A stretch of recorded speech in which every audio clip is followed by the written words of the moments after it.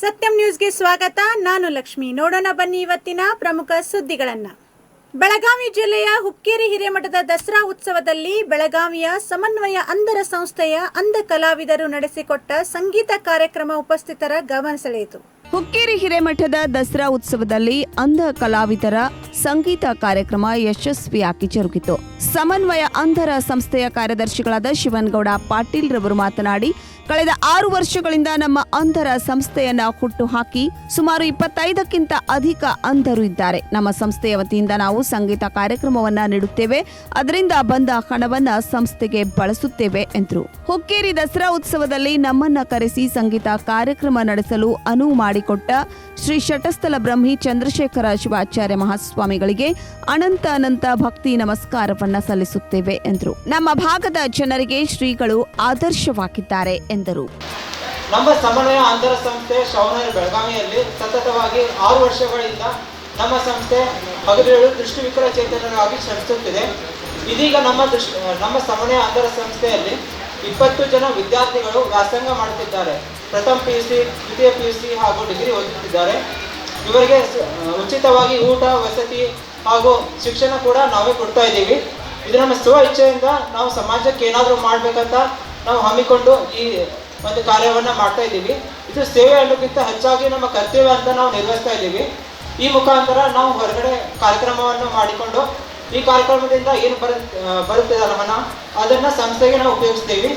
ಹಾಗೂ ಅಕಸ್ಮಾತ್ ಬರದೇ ಇರುವ ಸಂದರ್ಭದಲ್ಲಿ ನಮ್ಮ ಕೈಲಿಂದ ಹಾಗಾದರೂ ನಾವು ಸಂಸ್ಥೆಯನ್ನು ಕಟ್ಟಿ ಬೆಳೆಸ್ತಾ ಇದ್ದೀವಿ. ದಯವಿಟ್ಟು ನಿಮ್ಮೆಲ್ಲರ ಸಪೋರ್ಟ್ ನಮಗೆ ಇರಬೇಕಂತ ದಯವಿಟ್ಟು ಕೇಳ್ಕೊಳ್ತೇನೆ.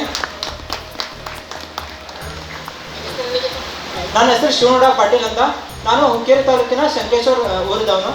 ನಾನು ಇವಾಗ MA ಓದ್ತಾ ಇದ್ದೀನಿ. MA ಓದ್ತಾ ಈ ಸಮನ್ವಯ ಅಂಧರ ಸಂಸ್ಥೆಯ ಕಾರ್ಯದರ್ಶಿಯಾಗಿ ಕಾರ್ಯನಿರ್ವಹಿಸುತ್ತಿದ್ದೇನೆ. Thank you.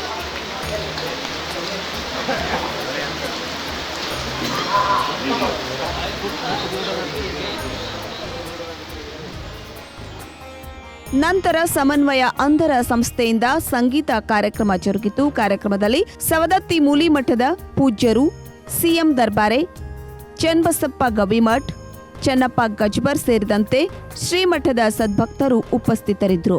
ಬೆಳಗಾವಿ ಸೇರಿದಂತೆ ಉತ್ತರ ಕರ್ನಾಟಕ ಭಾಗದಲ್ಲಿ ಉಂಟಾದ ಪ್ರವಾಹದಿಂದ ಮನೆ ಕಳೆದುಕೊಂಡ ಪ್ರತಿ ಕುಟುಂಬಕ್ಕೂ ಮನೆ ಮಂಜೂರು ಮಾಡುವಂತೆ ಆಗ್ರಹಿಸಿ ನೂರಾರು ಸಂತ್ರಸ್ತರೊಂದಿಗೆ ಶಾಸಕ ಗಣೇಶ್ ಹುಕ್ಕೇರಿ ಅವರು ಚಿಕ್ಕೋಡಿಯ ಉಪವಿಭಾಗಾಧಿಕಾರಿಗಳಿಗೆ ಮನವಿ ಸಲ್ಲಿಸಿದರು.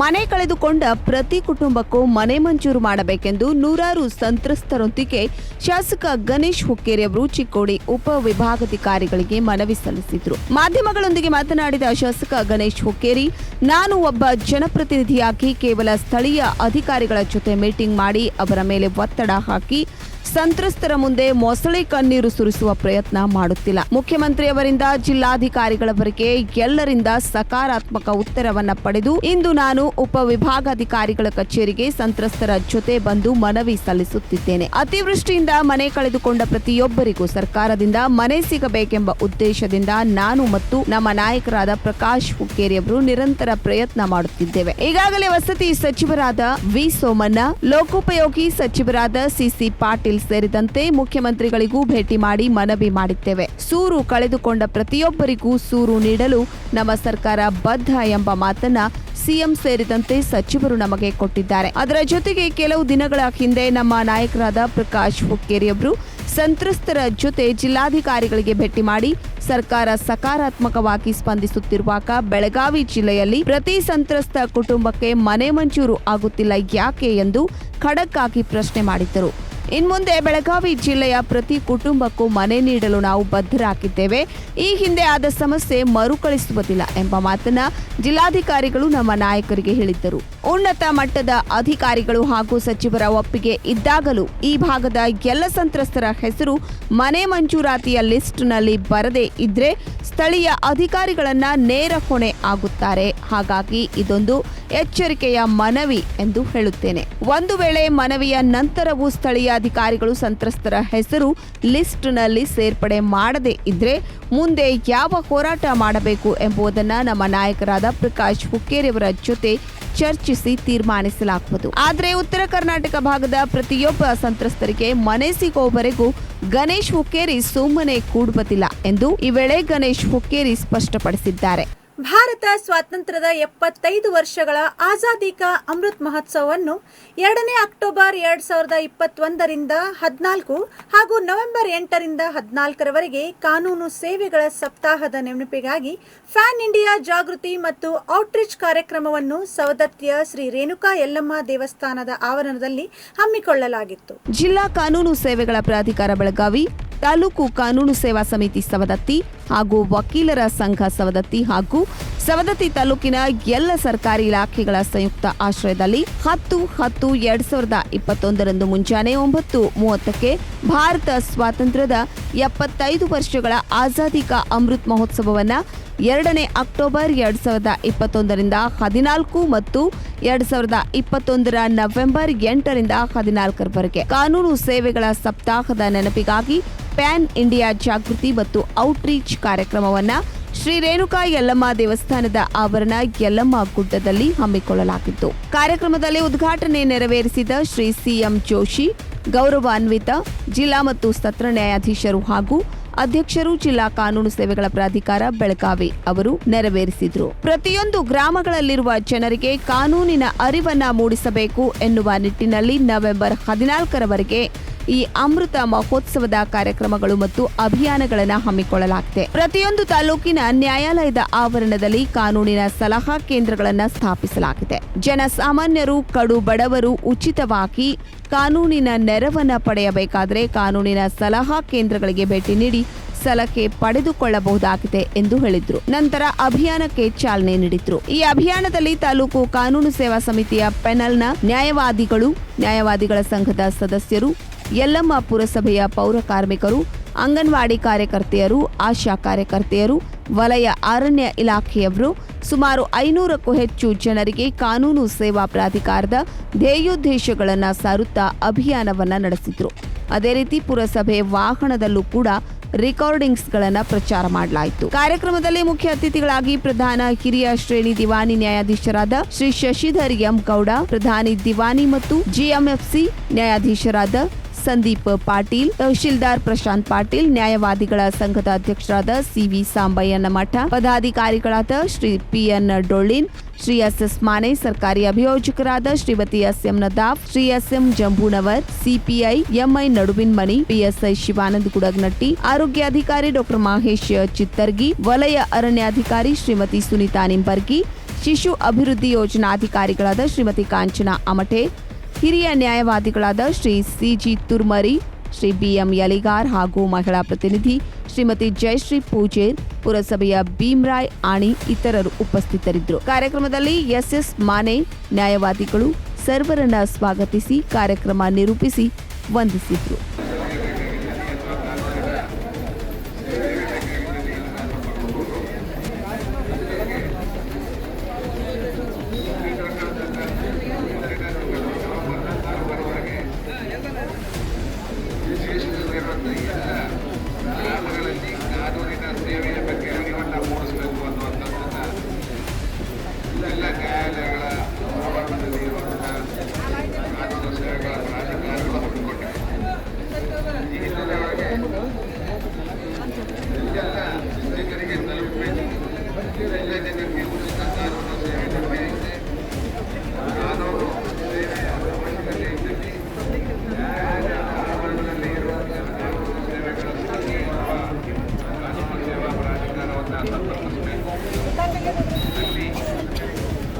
ಅವರಿಗೆ ಕಾನೂನಿನ ಸೇವೆಯನ್ನು ಒದಗಿಸುವಂಥ ಸೌಲಭ್ಯ ಯಾರಿಗೆ ಯಾರು BPL ಕಾರ್ಡ್ಗಳನ್ನು ಹೊಂದಿದ್ದಾರೆ ಯಾರು ಕಿತ್ತೂರು ತಾಲೂಕಿನ ವೀರಾಪುರ ಗ್ರಾಮದಲ್ಲಿ ನವರಾತ್ರಿಯ ನಿಮಿತ್ತ ಶ್ರೀ ಸತ್ಯಮ್ಮ ದೇವಿ ಟ್ರಸ್ಟ್ ಕಮಿಟಿ ವತಿಯಿಂದ 9 ದಿನಗಳ ಕಾಲ ಪ್ರತಿದಿನ 11 ದೇವರಿಗೆ ಹೋಗಿ ದೀಪ ಹಚ್ಚುವುದು ಸೇರಿದಂತೆ ವಿವಿಧ ಧಾರ್ಮಿಕ ಕಾರ್ಯಕ್ರಮಗಳು ನಡೆಯುತ್ತವೆ. ಇದು ಈ ಗ್ರಾಮದ ವಿಶೇಷತೆಯಾಗಿದೆ. ಬೆಳಗಾವಿ ಜಿಲ್ಲೆ ಕಿತ್ತೂರು ತಾಲೂಕಿನ ವೀರಾಪುರ ಗ್ರಾಮದಲ್ಲಿ ಶ್ರೀ ಸತ್ಯಮ್ಮ ದೇವಿ ಟ್ರಸ್ಟ್ ಕಮಿಟಿ ವತಿಯಿಂದ ಹಮ್ಮಿಕೊಳ್ಳಲಾದ ನವರಾತ್ರಿ ನಿಮಿತ್ತ ವಿಶೇಷ ಕಾರ್ಯಕ್ರಮ 9 ದಿನಗಳ ಕಾಲ ಪ್ರತಿದಿನ 11 ದೇವರ ಗುಡಿಗಳಿಗೆ ಹೋಗಿ ದೀಪ ಹಾಕುವುದು. ಈ ಕಾರ್ಯಕ್ರಮವು ಊರಿನ ಯುವಕರೆಲ್ಲ ಸೇರಿ ಮಾಡುವುದು. ಕೆಲ ಯುವಕರು ನಮ್ಮ ಗ್ರಾಮದಲ್ಲಿ ಇಂತಹ ಕಾರ್ಯಕ್ರಮಗಳನ್ನು ಮಾಡುವುದು ನಮಗೆ ಹೆಮ್ಮೆಯ ವಿಷಯವಾಗಿದೆ. ಪ್ರತಿದಿನ 3 ಗಂಟೆಗೆ ಪ್ರತಿಯೊಬ್ಬರು ಸ್ನಾನ ಮಾಡಿ ಗ್ರಾಮದೇವಿಯ ದೇವಸ್ಥಾನಕ್ಕೆ ಸೇರಿ ನಂತರ ಅಲ್ಲಿಂದ ಮಲಪ್ರಭಾ ನದಿಗೆ ತೆರಳಿ ಮಲಪ್ರಭಾ ನದಿಯಲ್ಲಿ ದೀಪವನ್ನ ಬೆಳಗಿಸಿ ಅಲ್ಲಿಂದ ಪ್ರಾರಂಭಗೊಂಡು ನಂತರ ಗ್ರಾಮದೇವಿಯ ದೇವಸ್ಥಾನಕ್ಕೆ ಬಂದು ಮಂಗಳಾರತಿ ಮಾಡಿ ಮುಕ್ತಾಯ ಮಾಡುತ್ತಾರೆ. ಇದು 9 ದಿನಗಳ ಕಾಲ ನಡೆಯುತ್ತದೆ. ಆದ್ದರಿಂದ ಇನ್ನೂ ಹೆಚ್ಚಿನ ಸಂಖ್ಯೆಯಲ್ಲಿ ಯುವಕರು ಭಾಗವಹಿಸಬೇಕೆಂಬುದು ಸತ್ಯಮ್ಮ ದೇವಿ ಟ್ರಸ್ಟ್ ಕಮಿಟಿಯವರು ನಮ್ಮ ಸತ್ಯಂ ವಾಹಿನಿ ಮೂಲಕ ತಿಳಿಸಿದ್ದಾರೆ. ಬೇರೆ ಬೇರೆ ಊರುಗಳಲ್ಲೂ ಕೂಡ ಧಾರ್ಮಿಕ ಕಾರ್ಯಕ್ರಮಗಳನ್ನ ಮಾಡುತ್ತಾರೆ. ಈ ಮೇಳವು ಶ್ರೀ ಸತ್ಯಮ್ಮ ದೇವಿ ಟ್ರಸ್ಟ್ ಕಮಿಟಿಯ ಕಾರ್ಯದರ್ಶಿಗಳಾದ ಬಸನಗೌಡ ಚಾಪ್ಗಾಂವ್ ಮತ್ತು ಸದಸ್ಯರಾದ ಬಸವರಾಜ್ ಮಾವಿನಕೊಪ್ಪ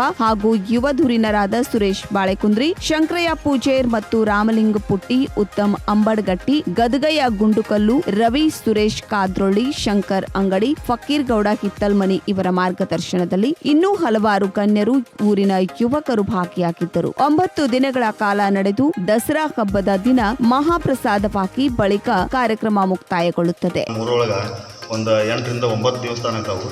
ಅವೆಲ್ಲ ಇಲ್ಲಿ ಸತ್ಯಮ್ಮ ದೇವಸ್ಥಾನದಿಂದ ಹಿಡ್ಕೊಂಡು ಹಿಂಗೆ ಮಲಪ್ರಭಾ ನದಿಗೆ ಹೋಗಿ ಹಿಂಗೆ ಅಲ್ಲಿಂದ ಸುತ್ತಾದ ಎಲ್ಲ ಕಡೆಯಿಂದ ನಾವು ಎಣ್ಣೆ ಹಾಕಿ ದೀಪ ಹಚ್ಕಾರ ಬರುವಂಥ ವ್ಯವಸ್ಥೆಯನ್ನು ಮಾಡತ್ತೀವಿ ಸರ್. ಎಲ್ಲರೂ ಹುಡುಗರು ಪ್ರೋತ್ಸಾಹ ಕೊಡಂತ ಈ ವರ್ಷ ಚಾಲೂ ಮಾಡಿದೆವು. ಇನ್ನು ಕಂಟಿನ್ಯೂ ಇದಕ್ಕಿಂತ ಹೆಚ್ಚಿನ ಪ್ರಮಾಣದ ಮುಂದಿನ ವರ್ಷ ಮಾಡ್ತಾವೆ.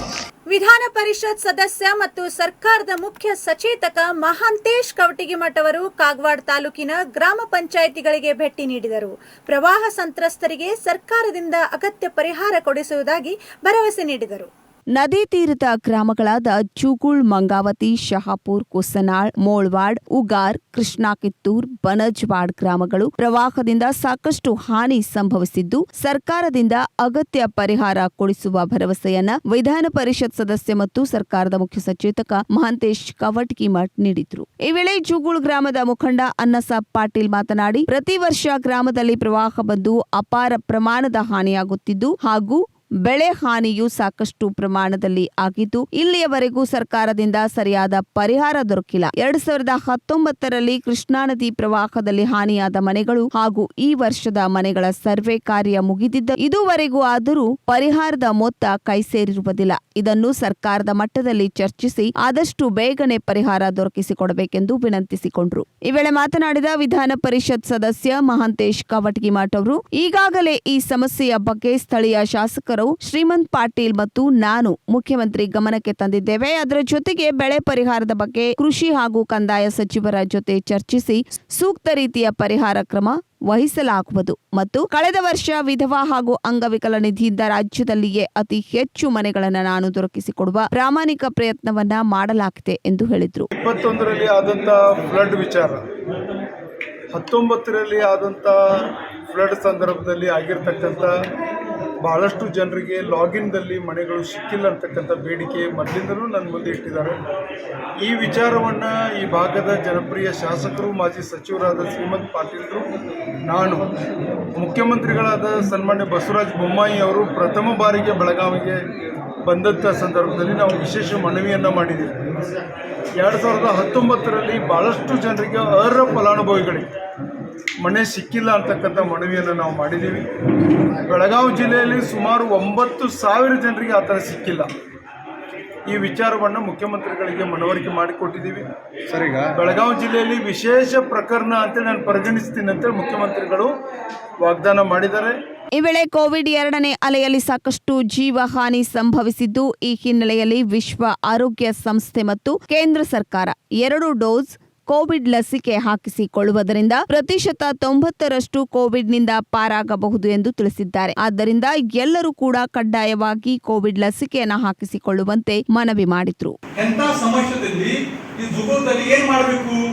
ತಂದೆಯವರು ಫೌಂಡೇಶನ್ ಲಗೇಜ್ 12 ಲಕ್ಷ ರೂಪಾಯಿ ಹಾಕಿ ಇಲ್ಲಿ ಬರೀ ಮಷಿನ್ ಮಾಡಿಗೆ ಡೀಸೆಲ್ ಖರ್ಚು ಅಷ್ಟಾಗಿದೆ, ಮಷಿನ್ ಇದಿಲ್ಲ, ಬರೀ ಅಷ್ಟ ಹಾಕಿ ನಾವು ಇಮಿಡಿಯೇಟ್ಲಿ ಇಲ್ಲಿ ಯೋಚನೆ ಮಾಡಿಬಿಟ್ಟಿದ್ವು. ಯಾವತ್ತು ನಿಮ್ ಜೊತೆನ ಇರ್ತೀವಿ, ಒಟ್ಟೆ ನೀವು ಕಾಳಜಿ ಮಾಡಬೇಡ್ರಿ. ನಿಮ್ಮ ತಂದೆಯವರು ಸ್ವಲ್ಪ ಅನಾರೋಗ್ಯದಿಂದ ಈಗ ಬರುವುದಾಗಿಲ್ಲ. ಸವದತ್ತಿ ತಾಲೂಕಿನ ಶ್ರೀ ಕ್ಷೇತ್ರ ಯಲ್ಲಮ್ಮನಗುಡ್ಡ ಯಲ್ಲಮ್ಮ ತಾಯಿ ದೇವಸ್ಥಾನದ ಸುತ್ತಮುತ್ತ ಎಲ್ಲೆಂದರಲ್ಲಿ ಎಸೆಯಲಾಗಿದ್ದ ಹಿಂದೂ ದೇವಾನುದೇವತೆಗಳ ಭಿನ್ನಗೊಂಡ ಫೋಟೋಗಳನ್ನು ಸರ್ವಲೋಕ ಸೇವಾ ಫೌಂಡೇಶನ್ ವತಿಯಿಂದ ಸಂಗ್ರಹಿಸಲಾಯಿತು. ನಂತರ ಈ ಫೋಟೋಗಳಿಗೆ ವಿಧಿವತ್ ವಿಸರ್ಜನೆ ಮಾಡಲಾಗುತ್ತದೆ ಎಂದು ವೀರೇಶ್ ಹಿರೇಮಠ ಅವರು ತಿಳಿಸಿದರು. ಸವದತ್ತಿ ತಾಲೂಕಿನ ಶ್ರೀ ಕ್ಷೇತ್ರ ಯಲ್ಲಮ್ಮನಗುಡ್ಡ ಯಲ್ಲಮ್ಮನ ತಾಯಿ ದೇವಸ್ಥಾನದ ಸುತ್ತಮುತ್ತಲಿನಲ್ಲಿ ಹಿಂದೂ ದೇವಾನುದೇವತೆಗಳ ಛಾಯಾಚಿತ್ರಗಳನ್ನು ಎಲ್ಲೆಂದರಲ್ಲಿ ಎಸೆಯಲಾಗಿತ್ತು. ಇಂದಿನ ದಿನ ಸರ್ವಲೋಕ ಸೇವಾ ಫೌಂಡೇಶನ್ ಸಂಸ್ಥಾಪಕ ಅಧ್ಯಕ್ಷರು ಶ್ರೀ ಕ್ಷೇತ್ರ ಯಲ್ಲಮ್ಮ ಗುಡ್ಡದ ಯಲ್ಲಮ್ಮ ತಾಯಿಯ ಕ್ಷೇತ್ರದ ಸನ್ನಿಧಾನದಲ್ಲಿ ಹಿಂದೂ ದೇವಾನುದೇವತೆಗಳ ಛಾಯಾಚಿತ್ರಗಳನ್ನು ಸಂಗ್ರಹಿಸಿ ಅವುಗಳನ್ನು ವಿಧಿಪೂರ್ವಕವಾಗಿ ವಿಸರ್ಜಿಸಲು ಸಂಗ್ರಹಿಸಿದ್ರು.